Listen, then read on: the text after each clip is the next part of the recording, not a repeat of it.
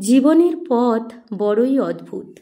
কখনো সে হাসায়, কখনো কাঁদায়, তবে সেই পথেই এক আলো জ্বলে, যেটা আমাদের দেখিয়েছেন স্বয়ং ভগবান শ্রীকৃষ্ণ।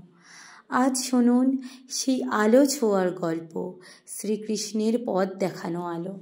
অনেক বছর আগে গঙ্গার তীরে এক শান্ত গ্রাম ছিল। নাম ছিল সুধারামপুর। সেখানে বাস করত অরুণ নামক একটি যুবক। অরুণ ছিল পরিশ্রমী, কিন্তু চিরকাল হতাশ। অরুণ ভাবত, আমি এত কষ্ট করি, তবু সাফল্য আসে না কেন? তাই একদিন সে মনের দুঃখে গভীর জঙ্গলে গিয়ে বসে পড়ল। মাথায় ছিল চিন্তার পাহাড়। তখনই হঠাৎ অরুণ এক বৃদ্ধকে দেখতে পেলেন। তিনি এগিয়ে এলেন অরুণের কাছে। তার মুখে ছিল অদ্ভুত প্রশান্তি। অরুণ তাকে জিজ্ঞাসা করল, বাবা, কেন আমার ভাগ্য আমাকে সাড়া দিচ্ছে না? বৃদ্ধ বললেন, তোমার প্রশ্নের উত্তর আছে গীতাতে।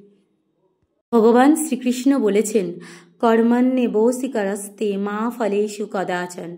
অর্থাৎ তুমি তোমার কাজ করে যাও, ফলের জন্য লালায়িত হও না। ফল তো সময়ের হাতে।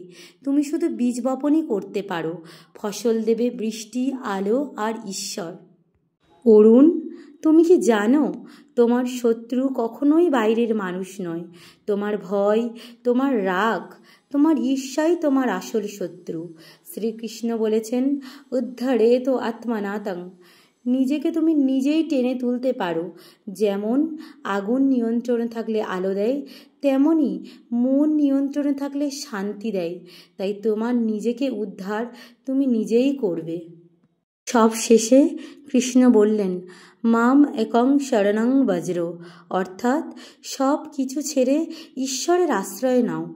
তিনি তোমার সঙ্গেই আছেন। তোমার প্রতিটি অশ্রু তিনি অনুভব করতে পারেন। তুমি একা নাও অরুণ, তুমি এগিয়ে চলো। অরুণ এবার উঠে দাঁড়ালো। সে আর আগের মতো নয়।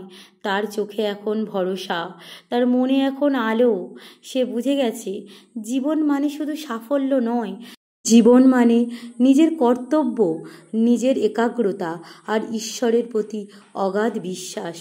প্রিয় শ্রোতা, আপনার জীবনে যদি থাকে অন্ধকার, তাহলে কৃষ্ণের কথাগুলো মনে রাখুন।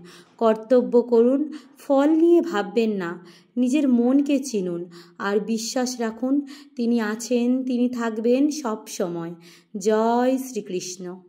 নিজেকে অন্ধকার থেকে আলোর পথে নিয়ে আসতে এবং অন্যের জীবন আলোয় ভরিয়ে দিতে অবশ্যই ভিডিওটিকে বন্ধুদের সাথে শেয়ার করুন।